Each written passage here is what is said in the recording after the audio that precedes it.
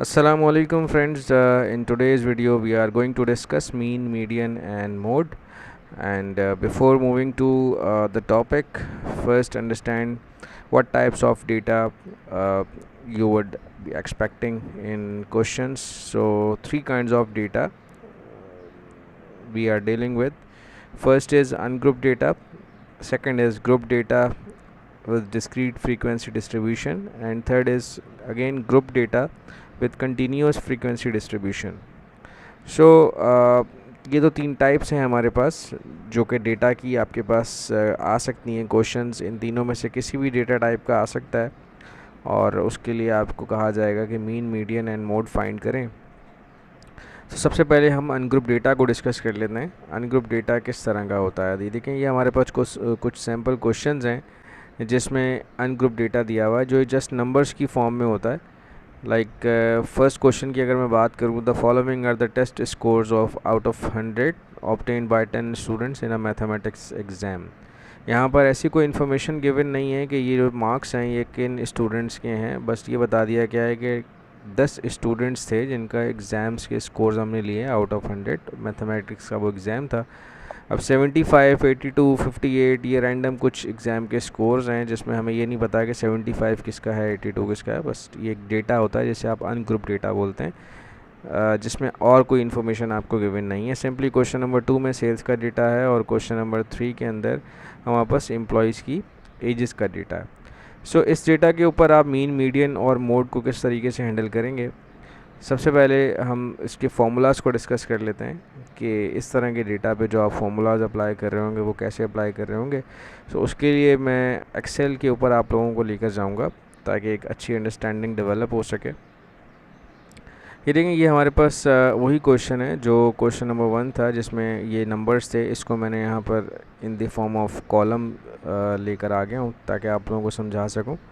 Obviously जब आप उसको सॉल्व कर रहे होंगे तो आप एक्सेल के ऊपर नहीं कर रहे होंगे, but just for better understanding मैं इसको यहाँ पर लेकर आया हूँ। सो मीन की अगर मैं बात करूँ तो मीन का फॉर्मूला क्या होता है? मीन बेसिकली एवरेज होता है, average of all values, right. What is median? Median को हम डिस्कस कर लेते हैं। मोड क्या होता है? मोड बेसिकली यहाँ पर मोस्ट रिपीटिंग वैल्यू होती है, ठीक है। मीडियन को आप कह सकते हैं it's a middle value, but इसको ड्राइव किस तरीके से किया जाता है उसका फॉर्मूला है वो हम डिस्कस करेंगे। Okay, so first of all अगर मैं मीन की बात करूं, मीन है average of all values. Average किस तरीके से लिया जाता है? अगर मैं इन तमाम वैल्यूज़ का सम ले लेता हूं, सो इज़ इक्वल्स टू सम। सो इन तमाम वैल्यूज़ का सम जो है वो 815 है और इन्हीं तमाम वैल्यूज़ का अगर मैं काउंट ले लेता हूँ, सो इन तमाम वैल्यूज़ का जो काउंट है वो है जी 10, राइट।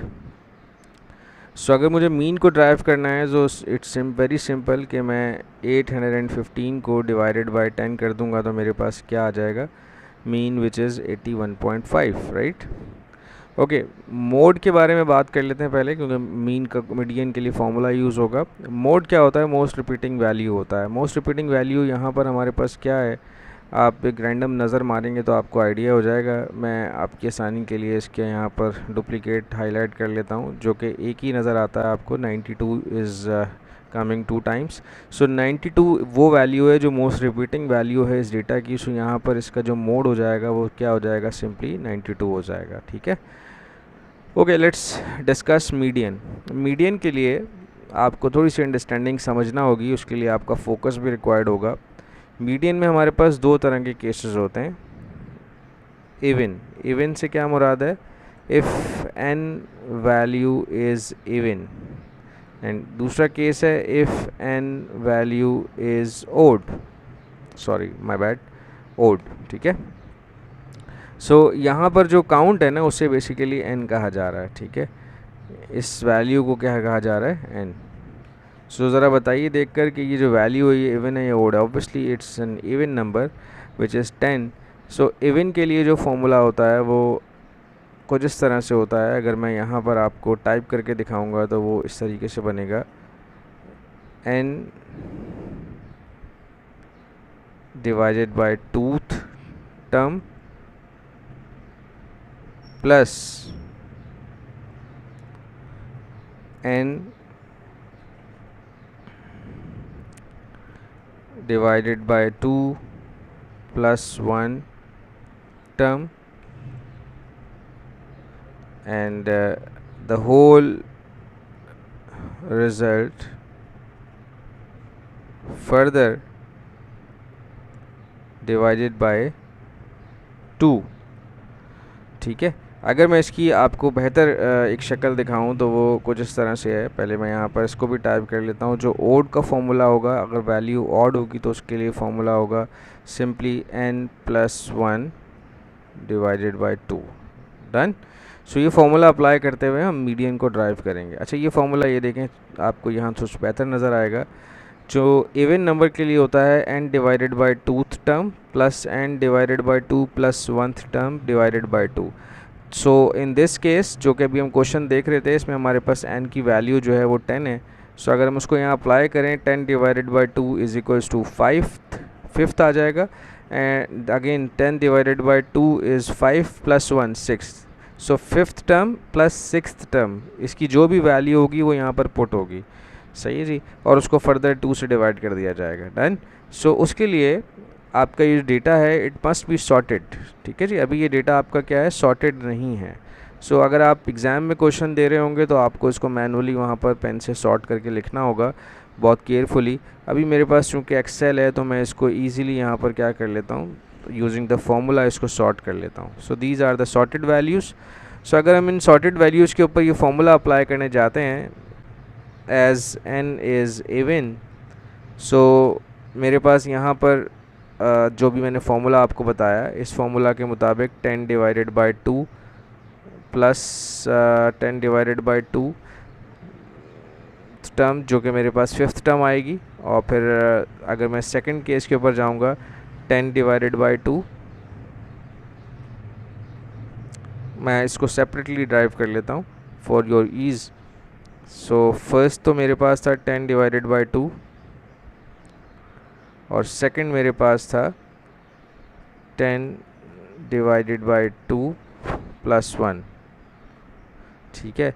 सो 5th टर्म और 6th टर्म यहाँ पर क्या है, यहाँ से अगर आप काउंट करना शुरू करें, first, second, third, fourth, 5th, so these are the 5th and 6th position. So इनके नंबर्स जो हैं वो 82 और 85 हैं, वो यहाँ पर हम लेकर आ जाते हैं, 82 एंड 85। सो इन दोनों वैल्यूज़ को आपने प्लस करना है और 2 से डिवाइड कर देना है, जैसे कि हमने यहाँ पर देखा है।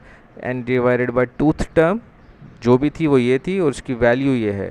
Then n divided by 2 plus 1th term, या पोजीशन वो 6 थी, उसकी वैल्यू ये है।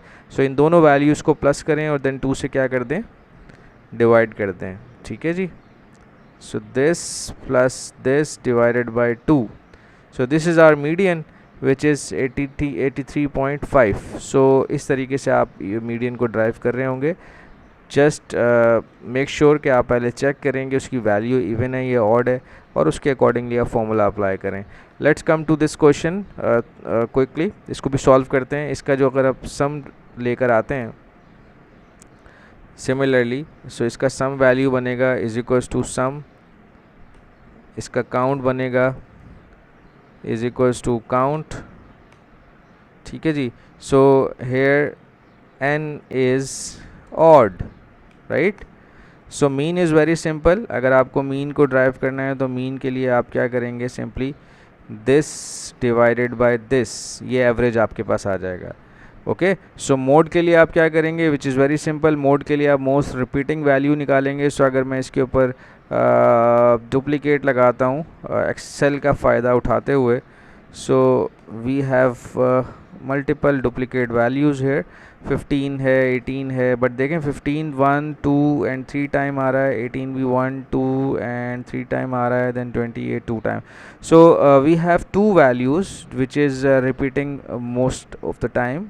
3 टाइम्स हमारे पास 15 भी आ रहा है और 3 टाइम्स 18 भी आ रहा है। सो इस तरह के क्वेश्चन को आप कहते हैं जिसका मोड जो है वो बाय मॉडल होता है, जिसमें आपके पास 2 वैल्यूज़ निकल कर आ जाती हैं। सो दोनों वैल्यूज़ ही आपका आंसर में मेंशन की जाएंगी। ठीक है। सो 15th एंड 18th, इसे हम कहते हैं bimodal. So now come to the median part. Median के अंदर हम जो है वो पहले डिस्कस कर चुके हैं कि n जो है वो ओड है, तो ओड वैल्यू के लिए आप क्या करेंगे, ये वाला फॉर्मूला यूज़ करेंगे which is n + 1, n is 15 + 1 divided by 2. So 8th term आपको यहाँ पर डिफाइन करनी है मीडियन के लिए. So let's sort your data first to find the exact value और exact position of 8th. सो यहाँ पर मैं इसको सॉर्ट कर लेता हूँ. ये मेरे पास सॉर्टेड वैल्यू आ चुकी हैं, first, second, third, fourth, fifth, six, seven, 8th. So 20 is the 8th position value. So आपका जो मीडियन होगा वो यहाँ पर 20 आ रहा होगा. Done. So hopefully now you can solve these kind of questions जो कि अनग्रुप डेटा की फॉर्म में होंगे और उसमें आपसे मीन, मीडियन और मोड के बारे में पूछा जाएगा. Mean is very simple, mode is very simple, just the tricky part is median. और उसके लिए भी अगर आप फॉर्मूला को याद कर लेते हैं तो आई डोंट थिंक सो कि it's difficult for you guys. So keep watching. इंशाल्लाह नेक्स्ट वीडियो जो होगी उसके अंदर हम ग्रुप डेटा को डिस्कस करेंगे. Thank you so much for your time.